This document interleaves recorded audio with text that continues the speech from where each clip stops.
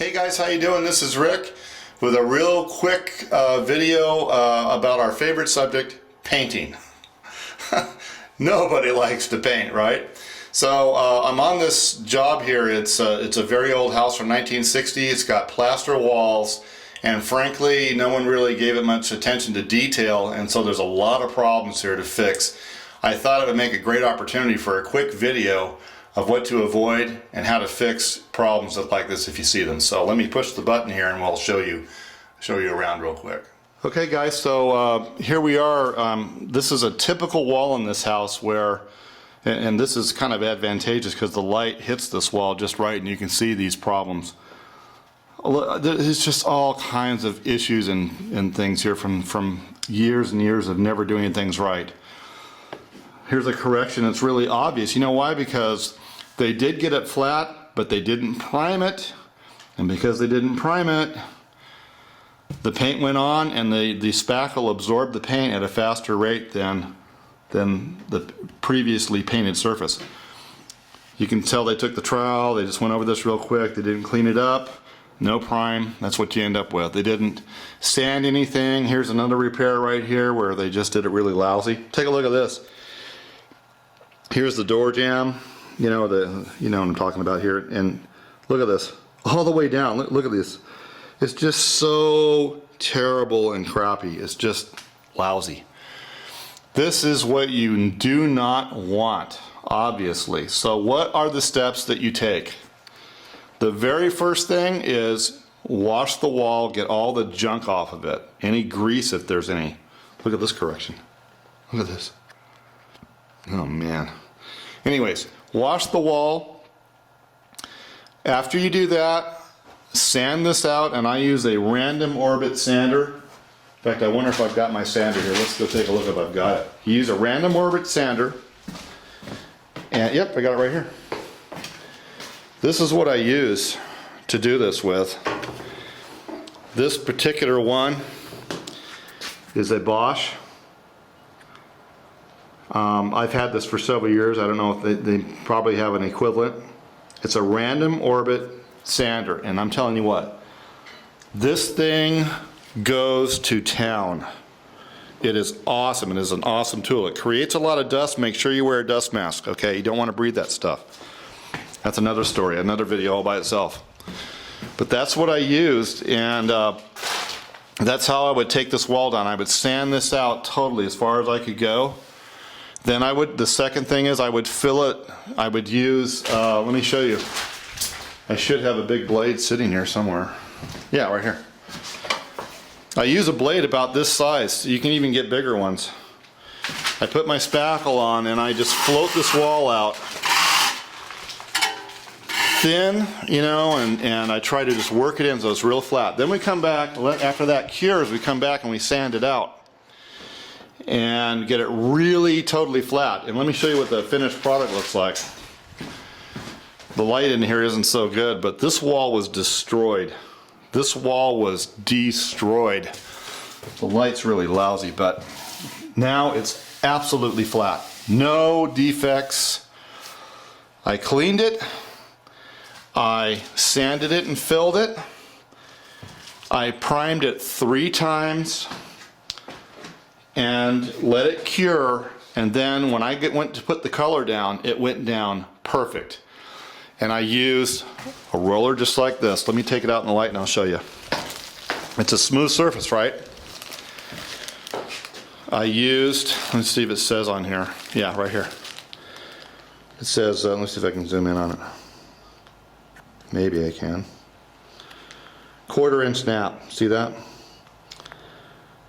1/4 inch for smooth surfaces like this. I'm telling you, that stuff goes down. Now, what paint did I use? Let me show you. I got some right here. This is expensive, but I'm telling you, you get what you pay for. I'm not selling this stuff or anything like that. I don't own stock or nothing. I'm just sharing with you what I did, okay? This stuff was awesome. It went down perfect. Notice it says paint and primer in one, and it's true. But let me just say, this is just a tip for you. When you're like on this door, it's sitting on this door I'm doing, I had to correct this. I had to, you know, put spackle in sand it out, and get this flat. Now I got to prime that. Got to prime it 3 times. Because I'll do that, and here's a prime spot right here. I've already got this primed 3 times right here. That stuff covers so well that when I go over this, it's going to be perfect. If I didn't do it, this spackle would absorb the paint and it'd be really obvious because the paint quality is really high. It will show the defects. It will show your mistakes. Now, if that doesn't matter to you, fine, you know, some people it doesn't matter. I'm trying to make it look really, really great, high quality.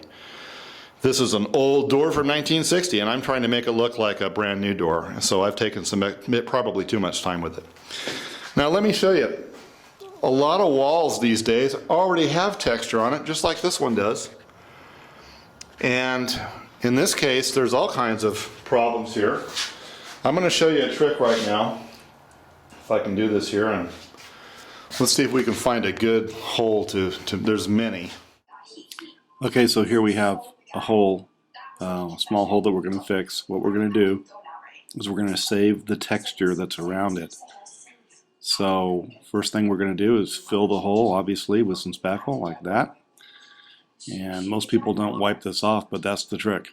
The trick is to take a wet rag and wipe the area around the hole, and you will save the texture, the surrounding texture, by doing this little method like this. So this is just a little trick to save you some time. When this dries, just lightly sand it and you'll be good to go. So this is just a more professional way, give you better results and save you some time. So I hope that helps you there. So now we're going to move on to this project and I'll show you something else. We went from damage like this, and I'm not exaggerating, this is what this broken wall looked like because some guy slammed the door. It went from that to this. I'm not kidding, it literally was that bad, especially right here. Something else too, it just so happens on this door jamb here, 50 years of people walking over this and tripping over this.